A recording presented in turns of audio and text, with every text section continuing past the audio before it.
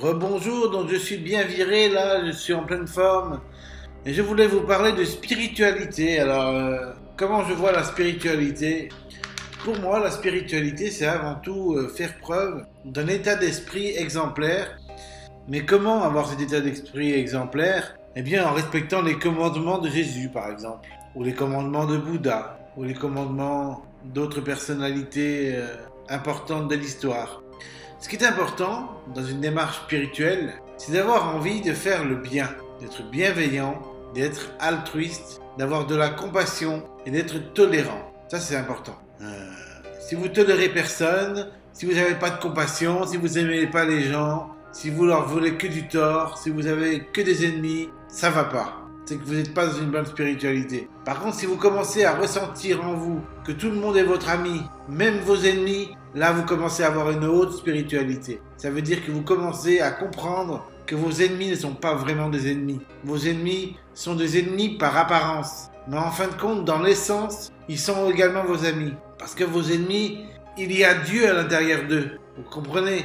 Dieu est omniprésent. Ça veut dire que Dieu est présent de partout, même chez vos ennemis. Donc, si vous voyez votre ennemi du mauvais œil, c'est là que ça va pas. Il faut convertir vos cœurs et voir vos ennemis comme étant vos amis. Parce que, c'est vrai, il faut pas faire de compromis. Il faut pas se laisser manipuler. Il faut pas se laisser malmener par ses ennemis. C'est pas ce que je dis. Ce que je dis, c'est qu'il faut aimer vos ennemis comme vous-même.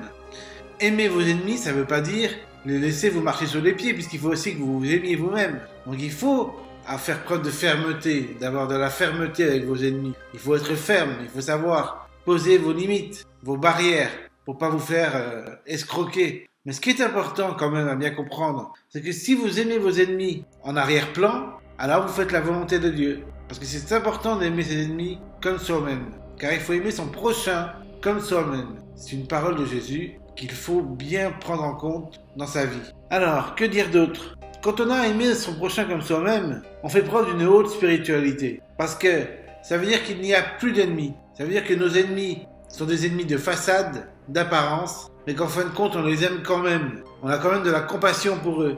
On leur veut du bien. Même si c'est nos ennemis, on leur veut pas du mal. On veut pas leur mort, par exemple. On veut pas qu'ils soient... à la limite, on peut vouloir qu'ils soient en prison pour qu'ils comprennent leur tort, mais on veut pas leur mal. On veut pas leur difficulté. On veut juste qu'ils comprennent ce qu'ils ont fait comme tort et qu'ils se repentent et qu'ils se convertissent, qu'ils se tournent vers Dieu pour avoir une vie meilleure. C'est ça qu'on veut pour eux. On veut pas qu'ils soient encore plus méchants, qu'ils aillent se faire voir, entre guillemets, qu'ils aillent partir, je sais pas où, qu'ils aillent dégager.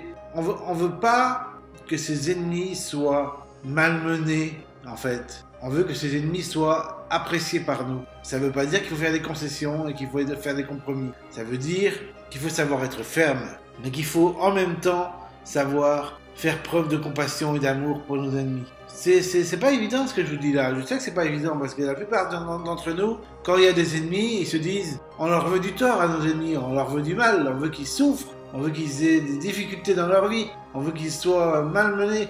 Mais ça, c'est pas à nous de décider, c'est à Dieu. C'est Dieu qui décide le mal qu'il fait à nos ennemis. C'est pas nous. Nous devons faire du bien à nos ennemis et Dieu, lui, il va voir ce qu'il a à faire pour façonner le cœur de vos ennemis pour que vos ennemis changent de l'intérieur. C'est à Dieu de faire le travail, c'est pas à nous. Nous devons faire un travail de bienveillance, d'altruisme, de générosité. Nous devons aimer nos ennemis comme nous-mêmes et c'est à Dieu de faire le travail de repentance. Parce que c'est Dieu le plus puissant d'entre nous. C'est Dieu qui a la force ultime de changer les cœurs. Nous pouvons que incarner quelqu'un de plus bienveillant, de plus gentil, de plus bienfaisant, de plus compassionnel. Mais quelqu'un de ferme, ça ne veut pas dire qu'on se fait manipuler. On peut être ferme avec nos ennemis. C'est-à-dire qu'en fait, si un ennemi nous veut du tort, eh bien, on va s'enfermer, on va se bloquer, on va pas s'ouvrir à lui gentiment, quoi. On va pas se faire avoir, c'est ça que je veux dire. Mais il faut faire preuve d'amour en secret vis-à-vis de cet ennemi soit aimé par nous et qu'on veuille du bien à cet ennemi, c'est-à-dire qu'on veut que cet ennemi se repente, se retourne vers Dieu et soit de meilleur esprit pour l'avenir, qu'on prie pour lui en fait. Il faut qu'on prie pour nos ennemis, qu'on leur veuille du bien. Et que comme ça que ça peut marcher. Parce que ça suffit de faire des guerres, ça suffit de se battre entre nous, ça suffit de se tuer, ça suffit de se vouloir du tort, de s'empoisonner, de ce que vous voulez, tout ça, ça suffit. Il faut arrêter de vouloir du tort à ses ennemis. C'est le b.a.-ba de la spiritualité. Voilà. J'espère que cette vidéo vous aura plu et j'espère qu'elle vous a pas trop décontenancé, qu'elle vous a pas trop choqué.